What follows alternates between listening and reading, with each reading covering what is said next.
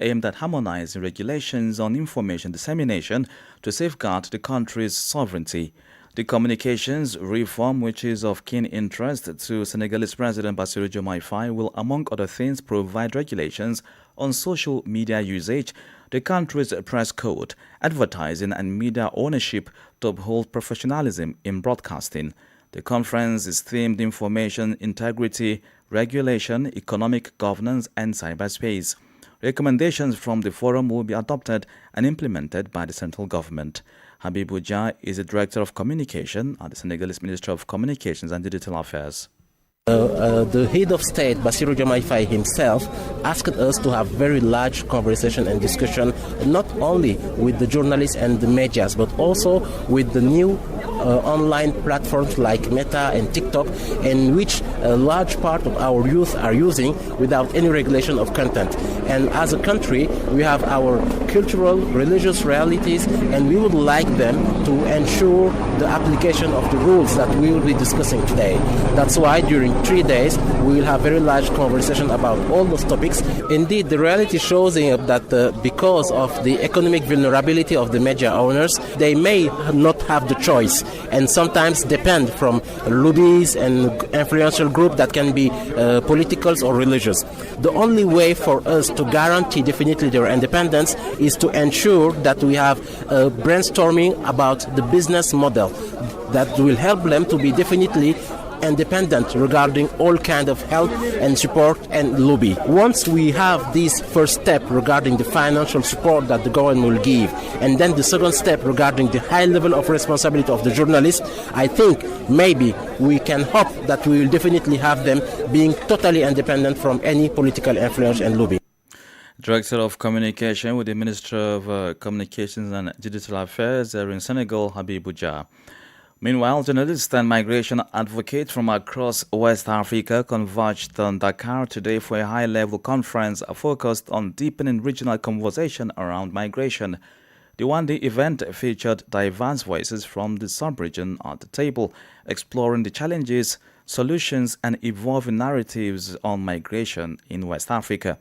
Organized by Informa with support from the European Union, the forum aimed to strengthen collaboration between the media and civil society on one of West Africa's most pressing issues. Sankle Janko attended the meeting and filed in this report. The event, organized by Information Training and Migration in West Africa Informa, with support from the European Union, was held under the theme Voices and Views from the Sahel. The forum brought together participants from countries across the sub-region to share experiences, challenges, and opportunities related to migration, a topic that continues to shape the region's political, economic, and social landscape.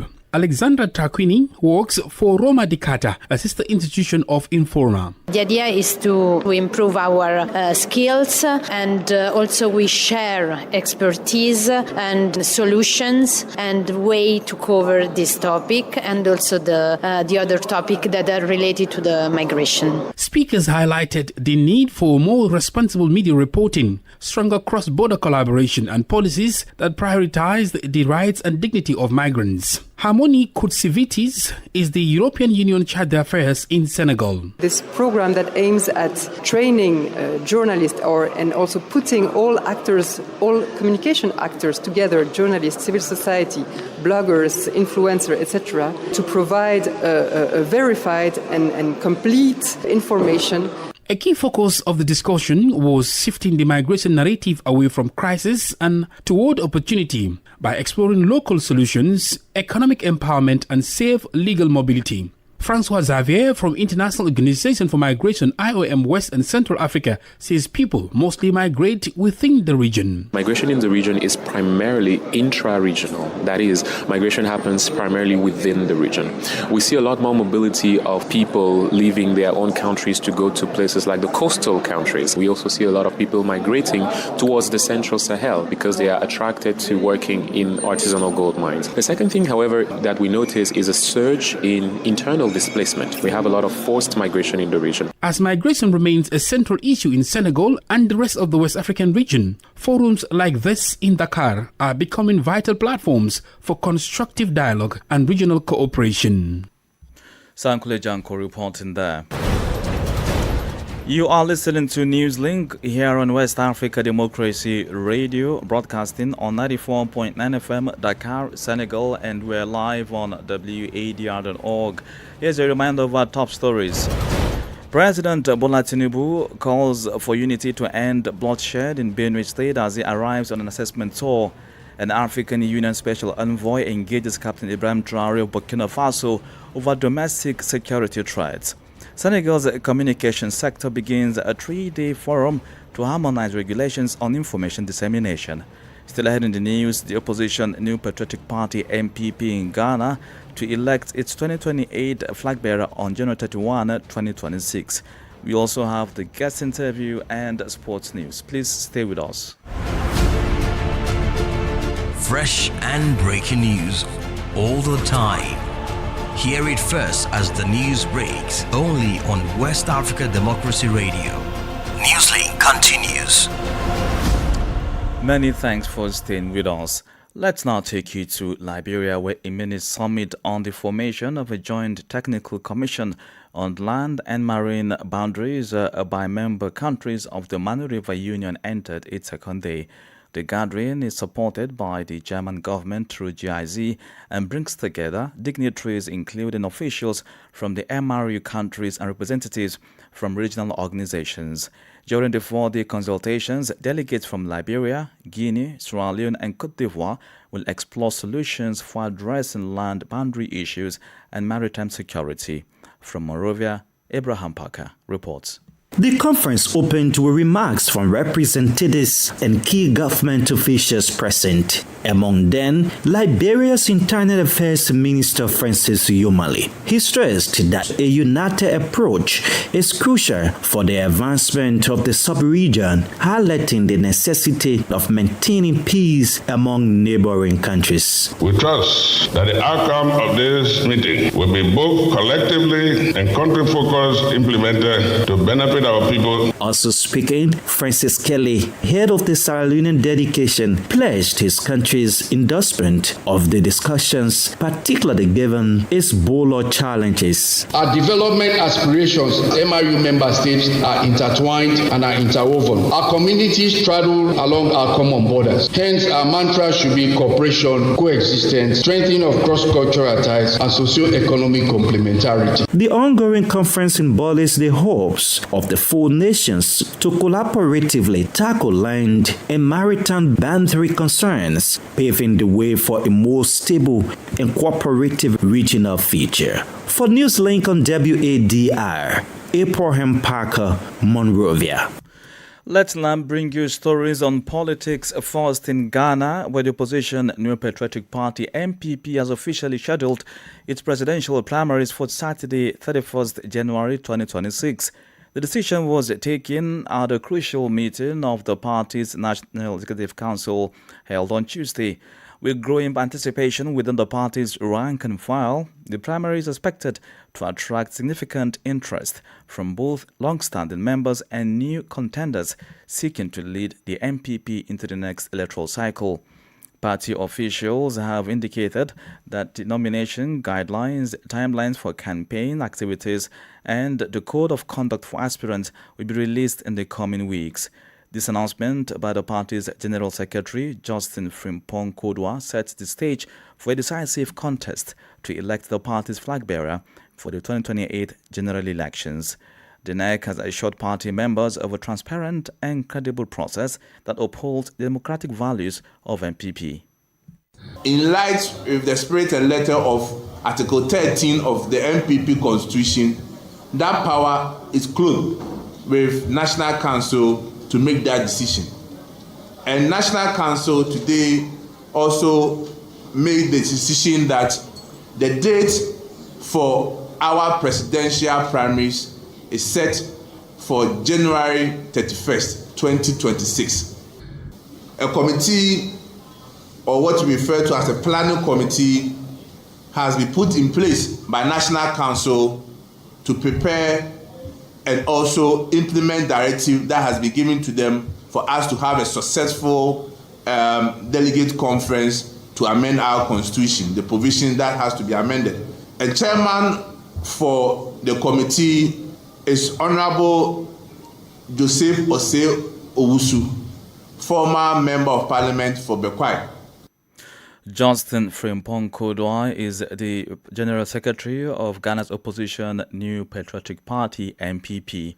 More on political affairs, the Togolese government is calling on traditional chiefs to contribute to the peaceful management of the July 17th electoral process.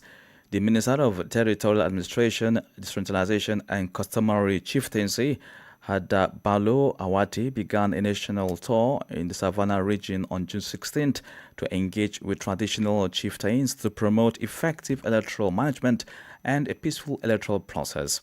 Francis Boniface has the rest of the story. On July 17, 2025, the Togolese people will go to the polls for municipal elections. This is a unique moment already marked by various tensions, according to Minister Wadr Awate. Election periods are oftentimes when passion takes precedence over reason. There are also times of tension, intoxication, agitation, and various forms and manipulation, especially of young people. During these sensitive times, what role should the traditional chief play in communities as a guarantor of peace, security, and social cohesion? The traditional chiefs assist independent local electoral commissions to varying degrees. This is why the chiefs must demonstrate neutrality and dignity even though he is a voter.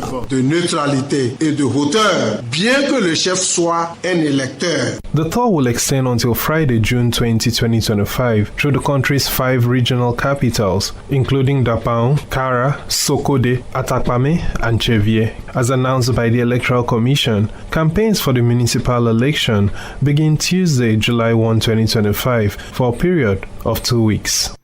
A report filed in by WADR's Lome correspondent Sylvia Ouedraogo and voiced in our studios by Francis Boniface.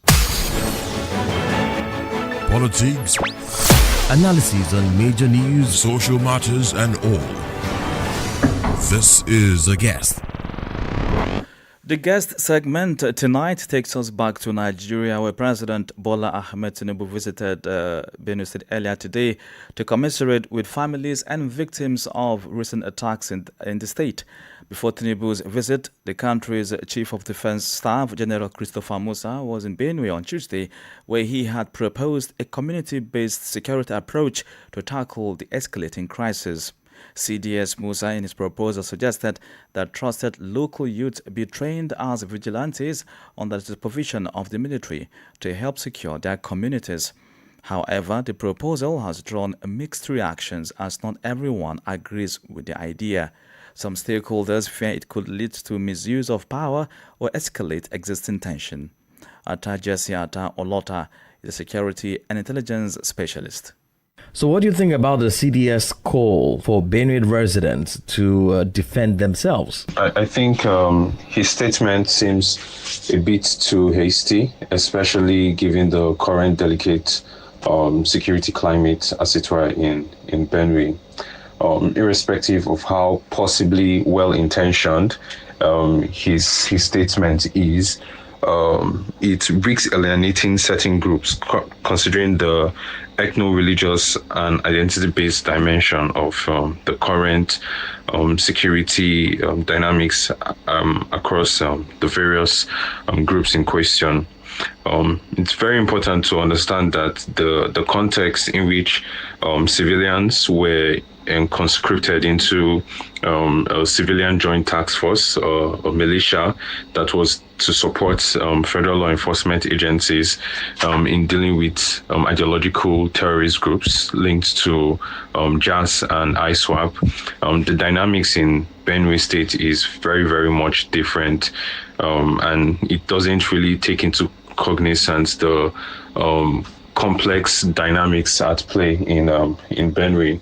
What we would have appreciated seeing is a more collective statement from the National Security Council, which is the instituted body in government for collective brainstorming and harmonizing of strategies in dealing with security concerns in the country, rather than a ad hoc statement such as what has been released by the Chief of Defense Staff. What measure would you say should be in place to end killings in Benue State and other parts of the country? I think we need a whole of government-led approach in dealing with the situation as it is.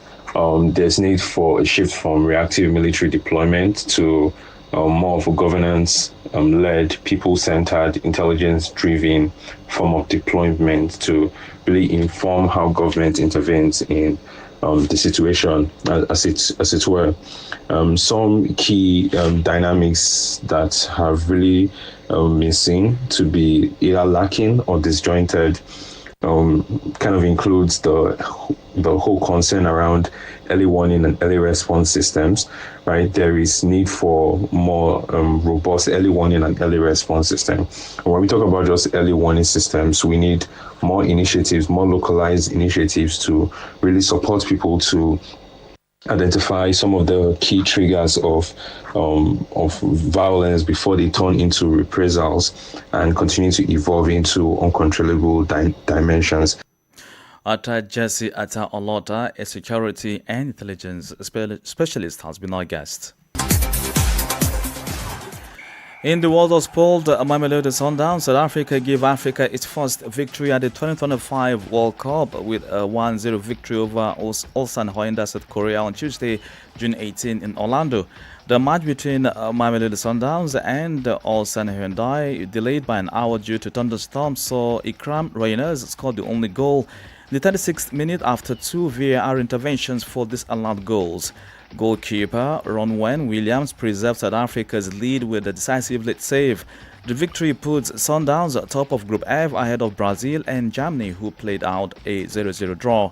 The other African clubs competing in the 2025 Club World Cup have had mixed fortunes. Al Ahly of Egypt opened with a draw, while Esperance de Tunis of Tunisia lost to Flamengo of Brazil. Without Casablanca, Morocco has yet to make its debut in the tournament. Having failed to qualify for the 2025 African Cup of Nations, Guinea refuses to admit defeat. The Guinean Football Federation CAN 2025 appeal rejected by CAF Guinea refers to CAS. Announced on Monday, June 16, that it had taken to dispute to the Court of Arbitration for Sport in Lausanne after its appeal was rejected by the Confederation of African Football. The dispute dates back to the decisive match on November 19, 2024, when Sili National lost 1-0 to Tanzania on the final day of the qualifiers. The Guinean Football Federation (FGF) then challenged the validity of the match, accusing Tanzania of fielding Mohamed Ibrahim Ame with a shirt number that did not match the match sheet. That's how we end this edition of Newslink here on West Africa Democracy Radio, broadcasting from Dakar, Senegal. Thank you for listening, and many thanks to Mustafa Sek and Umu Danyogo for the technical support. Do interact with us via social media platforms X, Instagram at WADR English, on Facebook, WADR English Service, and stream live on WADR.org. Coming up at the bottom of the hour is a repeat broadcast of WADR's gender program 50/50. I'm Abdullah Hassan. Good evening. And many thanks to you for listening to Newslink via Hot 104.3 FM, Newmi FM 94.0, Hilltop Radio 104.7 FM, and Veritas Radio 102.9 in Banjul, the Gambia. We also appreciate our listeners in Liberia via Alternative Youth Radio 98.9 FM, Lofa County, Radio Kagama 94.5 FM, Niba County, DCN Radio 91.3 FM, Riverside County, Wakat FM Radio, Baga, Liberia.